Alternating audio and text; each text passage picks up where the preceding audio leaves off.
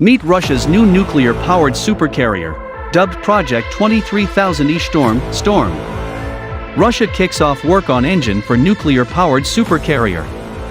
The Russian Navy has commenced research on engine designs for Russia's planned nuclear-powered supercarrier, dubbed Project 23,000 Storm.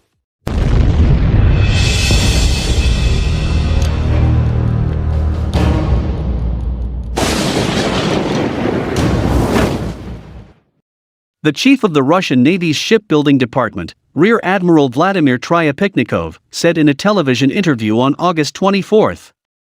Today, an engine has been launched, the research work on its creation has been launched. And today we are working precisely on this issue, Tryapiknikov said on Zvezda TV channel last Friday. Some concept will be approved in the near future.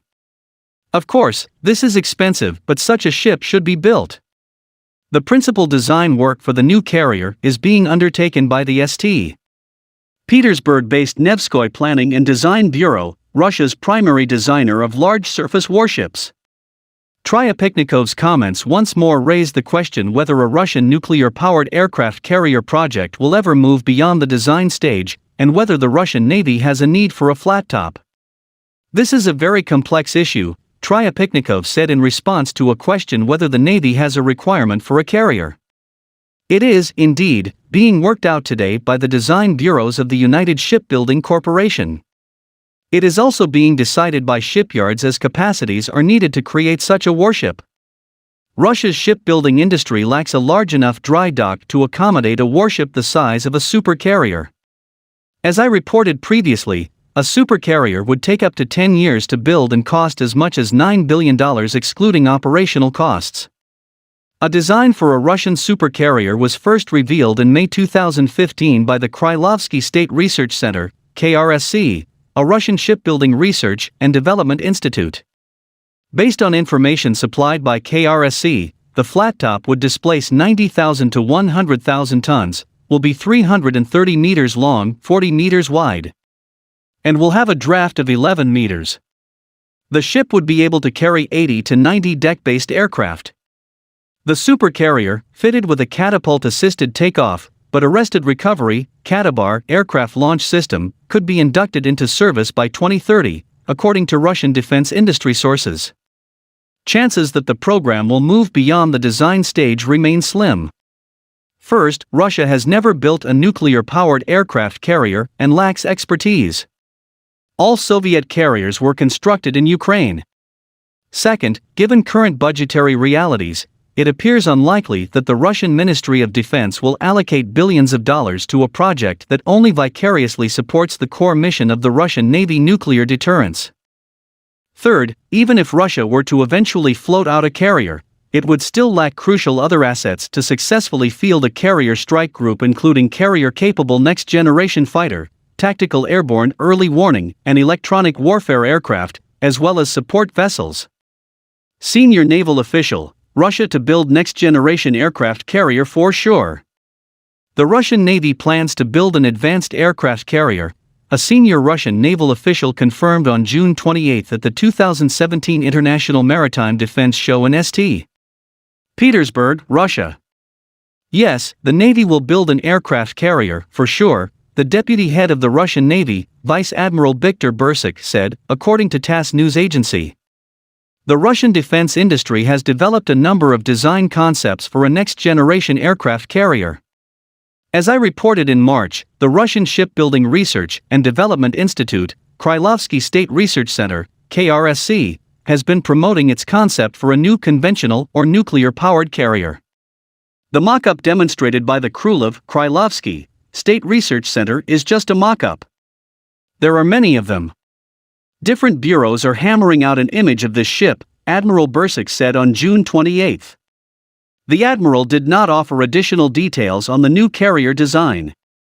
According to Russian defense industry sources, the new 90-100-ton warship should be capable of accommodating 80 to 90 aircraft and stay at sea for 90 to 120 days.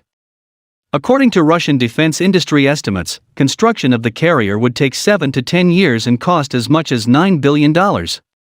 Despite the Admiral's affirmation that the Russian Navy will continue to pursue the carrier project, multiple hurdles would need to be overcome.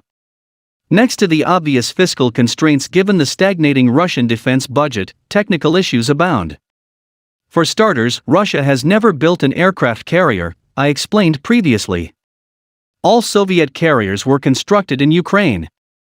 Russia's shipbuilding industry currently lacks the capacity to build a supercarrier, and does not even have a large enough dry dock to accommodate a vessel the size of the Storm.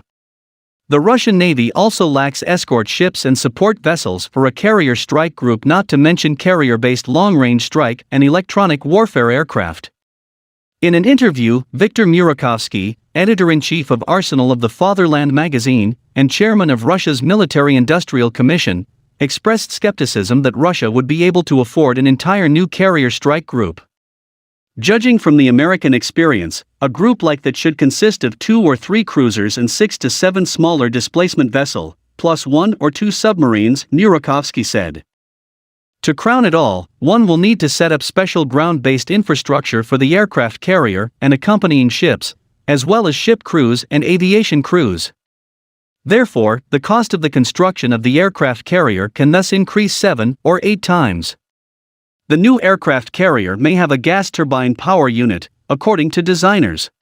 Technical Forum, a principally new concept of an aircraft carrier that will outshine the UK's flat-top Queen Elizabeth by its operational characteristics, Centre's scientific head Valery Polivinkin told TASS on Tuesday. This year, we will demonstrate a full-fledged aircraft carrier from our viewpoint with a displacement of about 60,000 tons, and with a very substantial and balanced pool of aircraft. The Krulov Center's scientific head said, noting that this is a fundamentally new solution for the aircraft carrier project. An aircraft carrier with a conventional propulsion unit is the distinctive feature of the version offered to the Navy. It features a gas turbine power unit. To a certain extent, it can be compared to the UK's aircraft carrier Queen Elizabeth. They are about equal by their displacement, but the conceptual project of the Krulov Center has an advantage by the number of aircraft, sea endurance and, most importantly, by the number of takeoff places, Polivinkin said. This advantage has traditionally been achieved through the developers' concentrated work on the hull form, and the efforts to increase the deck area, he said. The latter factor will allow housing parallel takeoff positions, and we are attempting to boost supplies, in the first place, aircraft fuel supplies, the center's scientific head said. This is a full-fledged aircraft carrier, but with certain restrictions, Polivinkin stressed. Alternative to nuclear-powered aircraft carrier. The aircraft carrier conceptual project offered by the Krulov Scientific Center is an alternative to the current plans of designing a nuclear-powered aircraft carrier from 2023, he said. In any case, this is an alternative proposal with the conventional power unit. Moreover, a standardized range of gas turbines has been created thanks to the successes of Saturn, manufacturer, and our gas turbine producers.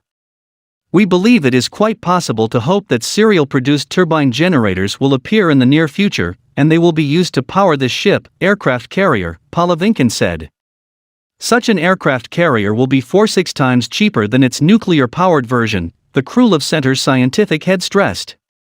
The first version of the conceptual project of a large aircraft carrier with a nuclear-powered propulsion unit, and the ability to carry up to 100 aircraft and displace about 100,000 tons was demonstrated at the Army 2017 Forum.